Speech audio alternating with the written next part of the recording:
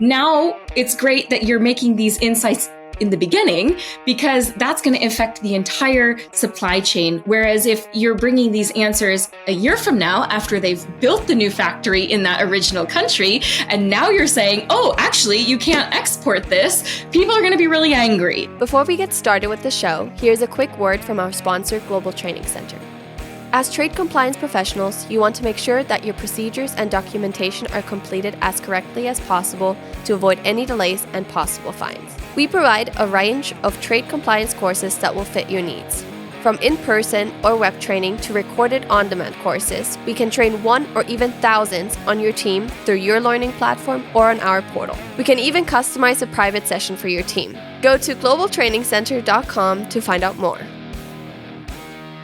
Hey, folks, we're on for a Simply Trade podcast, and it is a great one today. We're going to have a wonderful discussion. But before we get too far into that, I want to tell you again, you hear us say this, we're so thankful for our listenership, and you guys have been just phenomenal. Actually been sending some great comments and feedback through LinkedIn and directly some emails and whatnot. So thanks for that. But, Lalo, I am excited about today's show. This is going to be a good discussion, especially with all the trade turmoil. We're going to kind of take another little bent here where everybody's tired of the tariff talks. I think we're going to talk a little about some risk and whatnot. But how'd you find our guest here? This is you always find some cool people. Actually, this one, I gotta give credit where credit is due. Actually, Anik actually found this next guest because obviously Anik being from Germany, and she was looking for news for the news episode, and then after talking to this group and their PR or marketing person, she thought, this actually makes better for the normal show than a news show. So she sent it over to me, and we've been working through them a while, and so now we have them on the show. So yeah, it's a show that comes us directly from the EU, from Germany. So I love it. Well, for our listeners, this is going to be a show as you're trying to figure out how to vet maybe some new clients, new suppliers, what's going on in the world, what's the risk to your company. Do you have any risk in the company? Should you look at some things? It's there's a whole host of things that I've been heavily involved with in the past in my career, Lalo, where you start looking at sanctions, you start looking at denied parties, restricted parties, screening, things of that nature, as just an average Joe Blow company, anywhere in the world for that matter. But I mean, especially with the U.S. Situation, how do you know who you're doing business with? Do they have ties to different things? So there's ways and companies out there that seem to have specialized in, well, I'll just call it doing the vetting process, or at least looking at some things and sending out some red flags to say, this is something that needs a little more attention. So with that, I guess I would say, Lalo, why don't you bring on our guest, and we're going to get into a good discussion. So a little bit about Erika. Her name is Erika Trujillo, and really interesting background. Really like her story. She has been on both sides of the, let's say, of the coin here, and she worked for the government, and she also now works. She worked for a big five. We used to call it big five firms, but I guess they're not that anymore. I don't know how many there are, but anyway, the back in the day, I'm dating myself here a little bit, but she worked there, and then now she started her own company. Like I said, in Germany. So she's been around the world, and really interesting background. I know for sure, at the very least, Anik may call her back and maybe do a story or an episode with her on just the career part, not necessarily trade or anything, because Anik is all into the career part, especially with women. She's so, she's a big advocate, of course, for that. But anyway, Erika Trujillo started a company in Germany alongside one of her partners, and I hope I get this right. Okay, so please excuse me if I don't, Erika. It's Seiya? Correct. Yes. Awesome. Nailed it. Okay. So, we'll have obviously her information and details of her business and how to contact her on the show notes. But, Erika, welcome to the show. And thank you for coming on. I know it's late for you now and dinner time on a Friday night. So I'm sorry about that, but we'll try to get through this as quickly as possible. Oh, I'm delighted to be here. Thank you, Andy and Lalo. Oh, thank you, Erika. So tell us a little bit about yourself, I guess, and how you got here. Well, I mean, I think you summed it up a little bit. So I like to say that I've, had the 360-degree view of international trade. I started my career as an international trade specialist at the U.S. Department of Commerce before actually I went to law school. And then after that, I ended up coming over to Europe, and I've been focused on trade compliance in one capacity or another. So I was a lawyer in private practice at a Magic Circle firm in Brussels, looking at international trade. I then became a trade compliance officer myself in the German automotive industry. I think at the time I was responsible for about 98 locations globally. And that really informed a lot of the work that I've done since then. And let's say some of the problems that I've tried to solve. And as you mentioned, I've also been, a consultant and a lawyer in the Big Four space. So now it's, I guess, time for me to be in the innovation sphere to see a little bit something new in trade compliance. But that really sums up how I got to SEA, was seeing so many of the geopolitical changes that are going on in the world, so many of the demands that are being put on trade compliance departments, especially coming from the leadership, looking for more insight and realizing that we just didn't really have, we'll say, the technology that was necessary to rise to those challenges. So, as you mentioned, together with a partner who has a very impressive technical background in terms of process mining and computer science, we were able to say, okay, well, what do we need and how can we tackle some of these challenges together as an industry?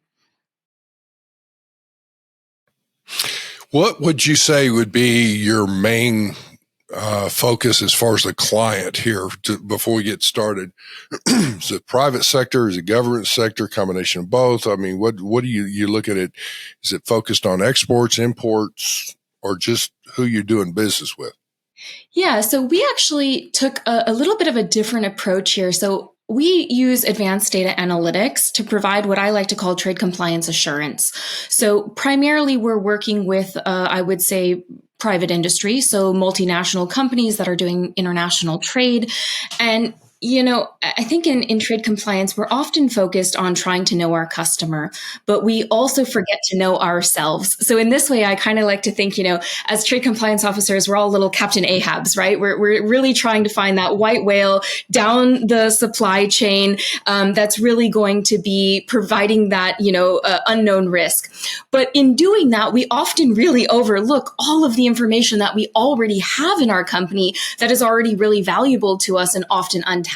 So that's a little bit about what I'm doing now, is really leveraging that internal data and solutions to say, okay, how can we get a better and more transparent understanding of ourselves and our company, whether that's transparency over the business, whether that's being able to identify those red flags and connect the dots across your own internal, we'll say, holistic information, to finally really being able to take a risk-based approach, because we have data-adjusted risk assessments that are a little bit more reflective of reality. So I hope that sums up a little bit where we fit in terms of providing this kind of new approach to trade compliance assurance for, I would say, the multinational companies. And to do this, of course, it's great that we have excellent relationships with various regulatory bodies on different sides of the pond to really understand how they're approaching also trade compliance and enforcement, so that we can really help private industry maybe get a little bit ahead of that.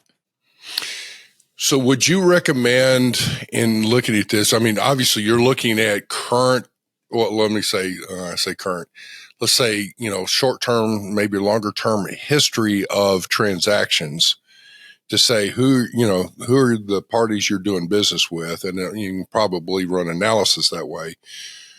But are you looking at it from a standpoint of, in today's world, I want to look into and expanding into a new country that I haven't been in before? Should I be utilizing your services here's who I got. Here's who's going to be a distributor of my product. I'm going to export to this country, or whatever the case may be. I mean, what do you suggest somebody do that I'm like, okay, advanced technology in here, advanced analytics. This is great. What's it mean to me? How do I need to use this? How's it going to benefit me?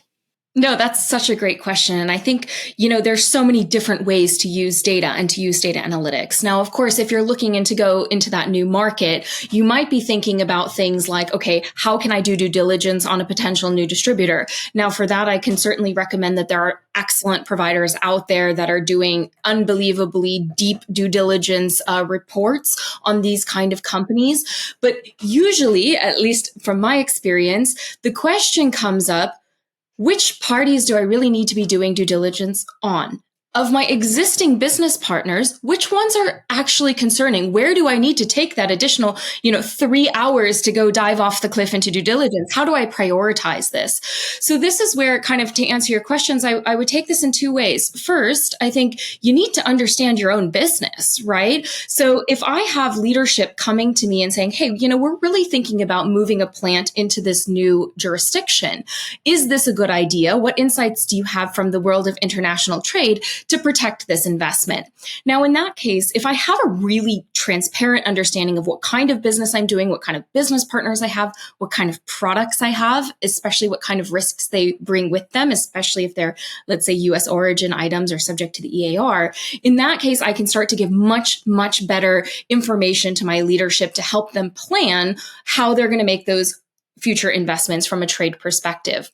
Now, on the flip side of this, once I've started doing business, quite often, it's not the initial due diligence that's the challenge. It's the ongoing monitoring of your existing customers that becomes hard.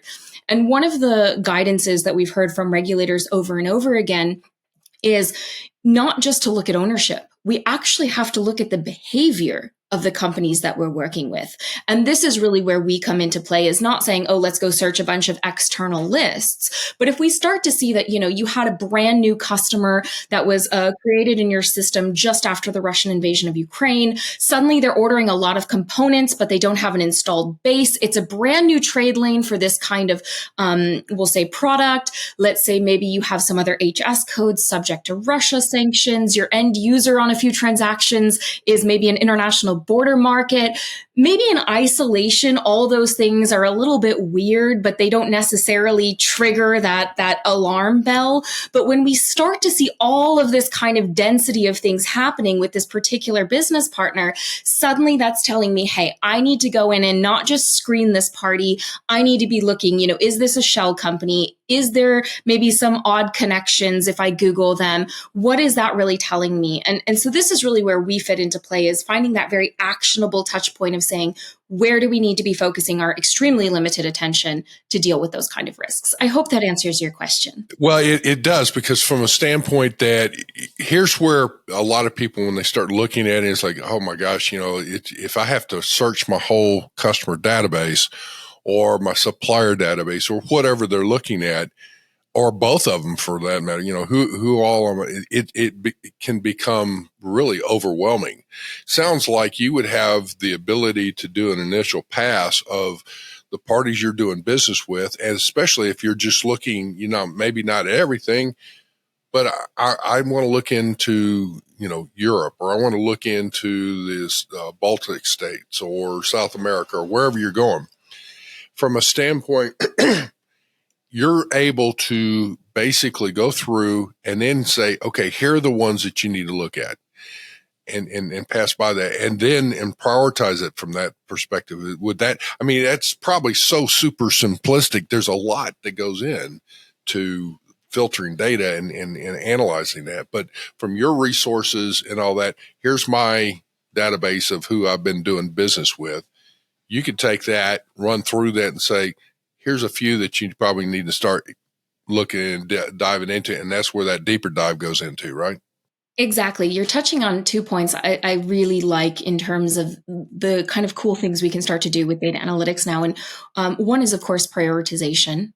We all work very hard. We're all trying to do a lot with a little bit, and liability is increasing, resources are always decreasing. So really being able to prioritize where we put our efforts and know we're doing the right things is very important. But the second part of this is this contextualization. Right? Because we often get, risk assessments, or we get guidance from the government that's telling us, these are transshipment countries. So we're all looking at those places. But this is where we know we should be looking. And I think we often suffer from this, we'll say, survivorship bias in our data and what we're looking for. So sometimes it's the questions we don't even know we should be asking that we should be looking for. And I've, of course, seen some interesting examples of this. Perhaps I can give you one. We were working with a really interesting company that still is perfectly able and legal to do business with Russia. They have lots of volumes of dual use products. They do business in all the transshipment countries. And, they have a massive and incredibly diligent trade compliance team, probably one of the best I've ever seen. And, they were really heavily monitoring dual use goods. They were heavily monitoring their transshipment countries. But when, you kind of come in and do the data analytics, if they had just asked us, okay, can you look at Kazakhstan, right? Maybe certain things would have come up as out of context. But for them, it was quite interesting. Their number one driver of sanction circumvention risk was a particular material going from Brazil to Paraguay. And it was an EAR 99 item, something that nobody cares about, but it started to have all these odd kind of diversion red flags. So in this case, we weren't highlighting a particular business partner. We were highlighting, this material on this trade route is really interesting to someone. And, the client comes back and says, but it's not dual use. Why does anyone care? And it turned out, once we gave a little pushback and, supported them in talking to their engineers, it was a viable substitute for a dual use item, and something that the Russians are quite interested in. So this is something we see all the time, is if you just think about pure data out of context, it doesn't really mean anything. It might be interesting, but it's not particularly informative. Whereas when we can put that data analytics really into the context of your business, then it's something that's really nice, where you can start to answer questions you didn't even know you should be asking. And that's really where I want us to get to as an industry. We have our approach, but I think overall, from a philosophical point of view, it's something that we should be thinking about is, how do we better address our blind spots? And I love this because sometimes I talk to trade compliance officers and they're like, yeah, I know exactly where my blind spots are and what's in them. and I always find that ironic. Well, let me say this, just for, we have a lot of, folks that listen to our show that are not really in the trade. They seem to like, our show a little bit. So I want to stop and define a couple of things. One, whenever we say, folks, dual use, that means both civilian and military type applications. If, correct me if I go wrong with what you were using it as. So dual use items sometimes are, you're selling it to, domestic use in a country or whatever, that may be fine. But if it has dual use, it could also be used in military, and you've got to look to make sure, am I crossing the line here on something that, your product could be put into some type of military application of a widget or something. And next thing you know, there's a problem and it could be used incorrectly. So there's dual use. And the other is EAR 99 means that it's export administrative regulations there. And it's a low, it normally can be exported without a license. But so, folks, that's one of those things when we're talking about this and you're looking at expanding to other countries, that's one of those things to look at. So an EAR 99 could be something, and just like what Erika was just mentioning, it's some kind of material. Okay. That could have a dual use. And so you don't want your item to be used inappropriately. So there's certain restrictions and clauses and all that kind of stuff you have to look at. So as we come back to this, But Andy, there's another factor that I would like to also add, and that although this client of Erika's, and Erika, you can also correct me if I'm wrong, but they sell it, let's say it goes to Paraguay, but if they end up selling it and it goes further out to Russia, let's say, because it could be, and so that's a re-export, correct? And you, as the original seller, you're still responsible, even though you didn't sell it to that last person. So you even have to go above and beyond just, okay, well, I sold it for what it was for, and maybe it might be a viable substitute, but that's not what we sold it for, et cetera. I mean, some companies may like try to wash their hands off of it and say, well, I mean, I did everything. And then I guess sometimes you just, I mean, you don't know. I mean, and you honestly just didn't think that was going to be the case. But so anyway, that's what I'm just trying to say. It can go even beyond that and be re-exported, as they call it, even though it's maybe sold there domestically. But it's the where it ends up that you're still responsible for that. Absolutely, Lalo. You make such a good point, because especially when we're dealing with anything, of course, related to US, we often have strict liability, meaning actually you don't even need to know. If it happens, and you're still liable.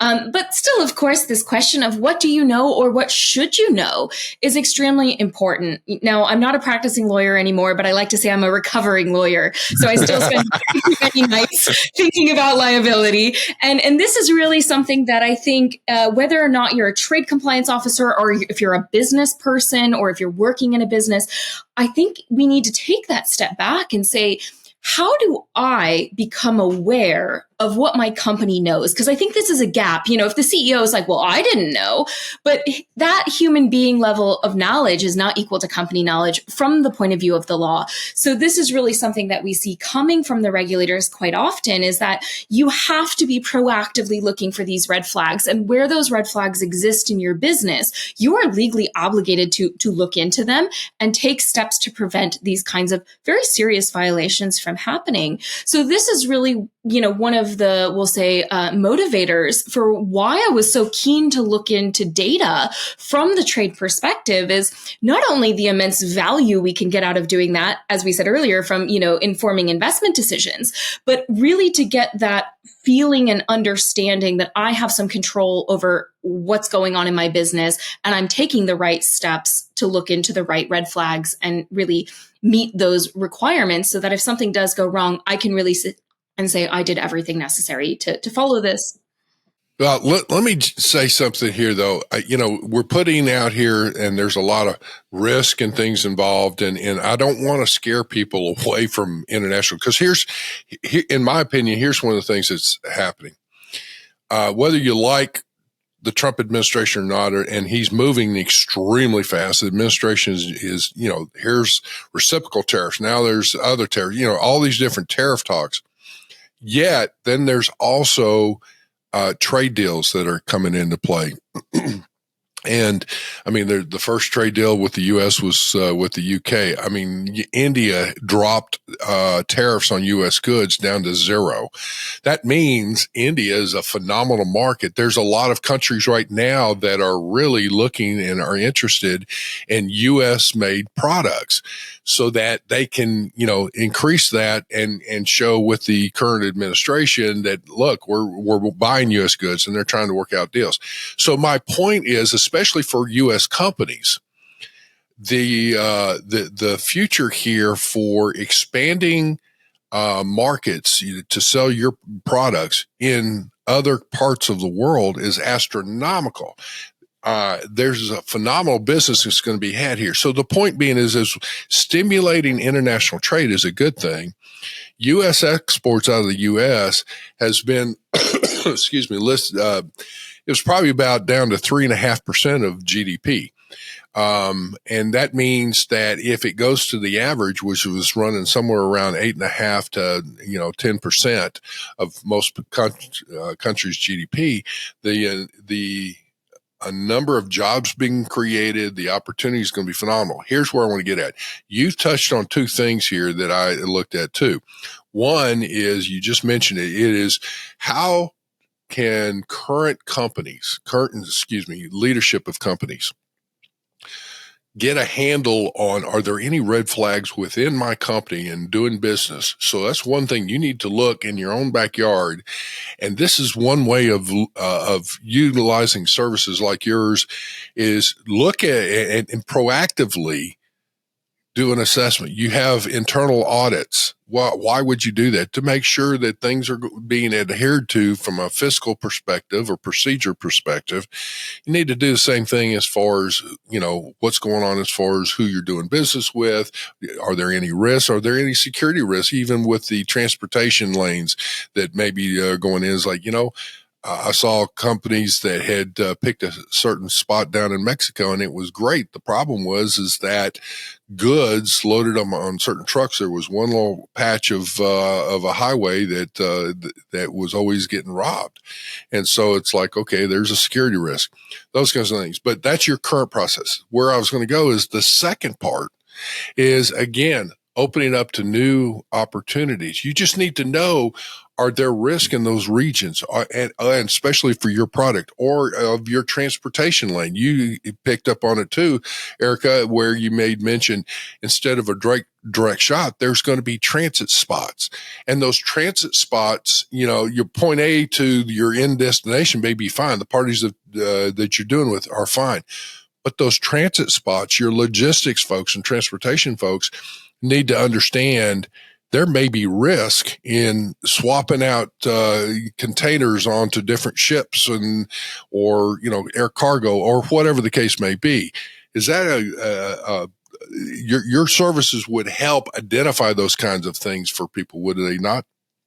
Yes, and I think you're bringing up some really good points here. And I think this is where we can also start to shift from this purely risk-driven mindset into more of a business resilience mindset, especially for leadership.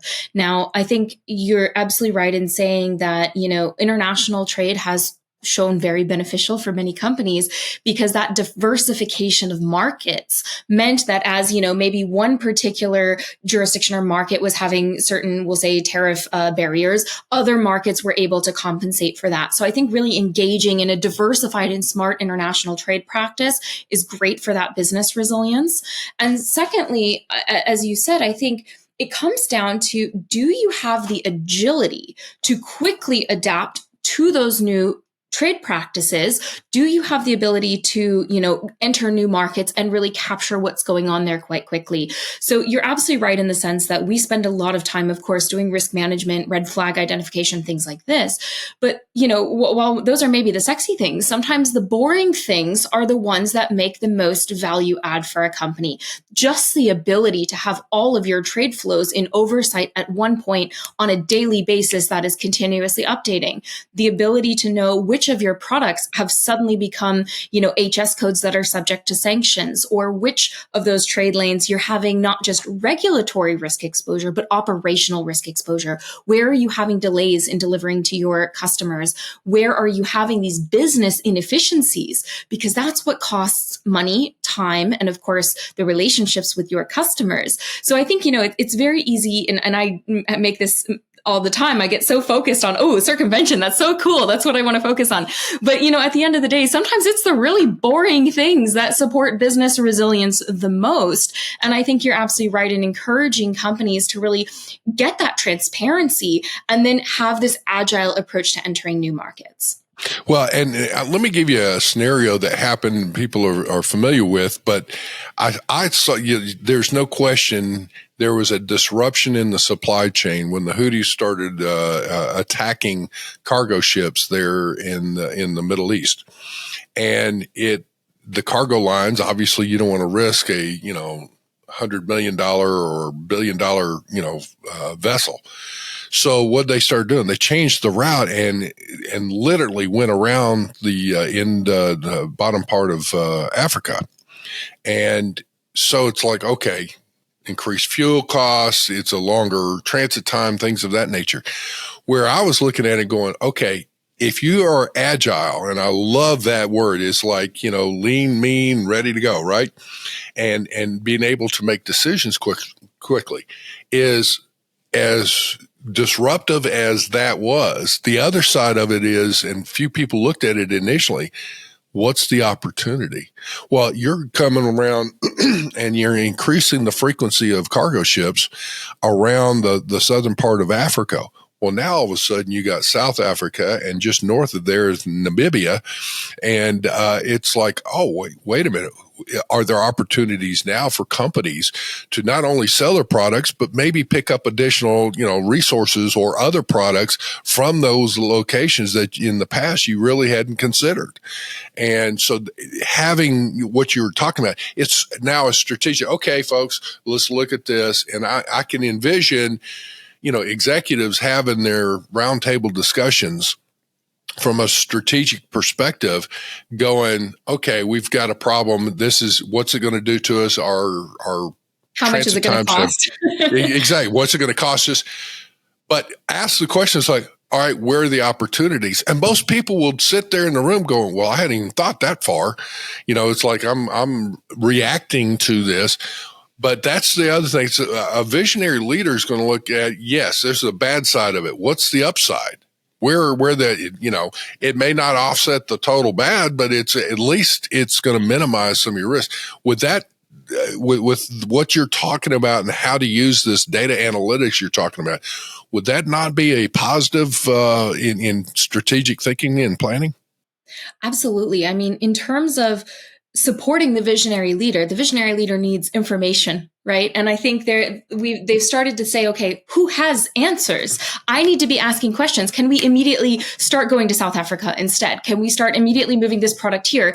And, they're all trying to solve these kinds of problems. But to do that, they need information. They need to know, is it even legal to move these products to that country when we used to be selling them here? They need to know things like, well, which business partners or distributors do we have there?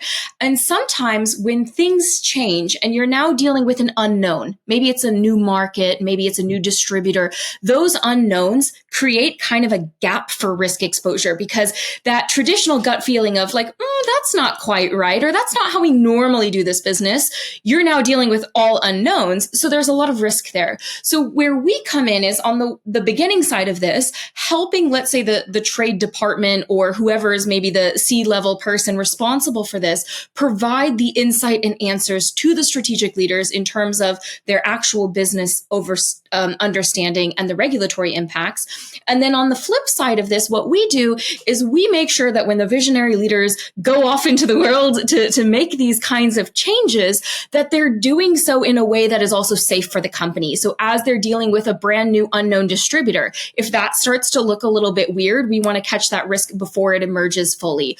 Or if we start to see, maybe some odd ordering practices because people are taking advantage of this kind of change and chaos in the market, then we want to make sure we're protecting the company. So I would say we support in giving the information to the visionary leaders, and then we make sure that the visionary leaders are safe and protecting the company as they go forth to make these changes. To that point, the people that within a company that are normally you're literally engaging with. I mean, we can talk about the visionary leaders and all of that, but there's going to be somebody that is hands-on. They're the ones actually, providing the data. You're looking at it, maybe filtering out some of the questions and information. That's true. You just mentioned the trade group. It's usually going to be the import-export compliance folks, some of the transportation logistics division, whatever it is. But as they're doing that, what do you recommend that it's like, here's all this information. How should they communicate that to the upper C-suite? Because that's one of those where the C-suite's not necessarily going to be hands-on. And yet this is some of the stuff that they need to be looked at as, how do you get to the table from a trade perspective with this kind of information to participate in strategic planning? How do you have any suggestions to break open that door for them? No, absolutely. That's such a good question. In fact, I just told someone the other day, if I could provide, if I had a magic wand and I could wish anything for trade compliance officers, it would be almost like a training on how to communicate with leadership, right? Because I think for so long, trade compliance was that in the windowless basement, so to say, where, you have your policies and procedures and you stick them in the file cabinet until you get audited. And it wasn't until really very recently that I think more trade compliance officers were either being invited to that table or they're just banging banging the door down like, you guys, this is important. You have to listen to me. But, I think once you're in that room, it is an entirely different mindset, right? And I think you were very apt earlier in saying, it's not about risk and scaring people. I mean, on the one hand, I think, of course, it's important that the C-suite understands that they are personally criminally liable for these things. I think that's always not the worst that they are aware. But at the same time, I think you have to be going in with this forward-looking advisory. And I think this is where we went from, complying with legal minimums to really providing strategic advice, right? Because, the legal regulatory minimums are changing every other Thursday. If you're building an entire program to comply with just these frameworks, you're going to be changing that framework all the time. So I think what we need to do is really go in with this policy and business resilience mindset, come in with real data and real operational information where you can say, look, these are the products that we have that are impacted. This is how much money it's going to cost us. Or here's where our core areas of risk exposure is. This is exactly what I need to be able to manage that and bring these risks down. And then you need to be the person with the answers. When they say, can we move this production from this country to that country? You want to be the one that says, that's actually not a great idea because that particular country happens to have an export restriction on the thing you want to sell from there. So it's going to cost a lot of money if you do that. What about this other market that's reasonably comparable, but they have a lower maybe barrier for export of this kind of product? Now it's great that you're making these insights in the beginning, because that's going to affect the entire supply chain. Whereas if you're bringing these answers a year from now, after they've built the new factory in that original country, and now you're saying, oh, actually, you can't export this, people are going to be really angry. So I think the advice is try to get ahead of things as much as possible so that you're helping avoid those problems. So be a little bit more proactive in avoiding risks and issues, and then being really a strategic partner to the business with real information and real data that helps them make those decisions. That sounds almost like a good wrap up. I mean, because we're running out of time, but I mean, it almost like you summarized it pretty good there. I love it. I actually, you're right on the money that with that, it's again, offering some solutions, not just saying, no, I liked what you did there. This one idea may not be, the right one, but hey, here's an alternative. So, Erika, I greatly appreciate your comments and your services that you're offering. Any last things that, if somebody's interested in engaging in services like with your company, who should be doing what here? Principally, we get conversations at all levels of the company, whether that's the trade compliance department or if that's senior leadership. So we're happy to, of course, engage at whichever level makes sense.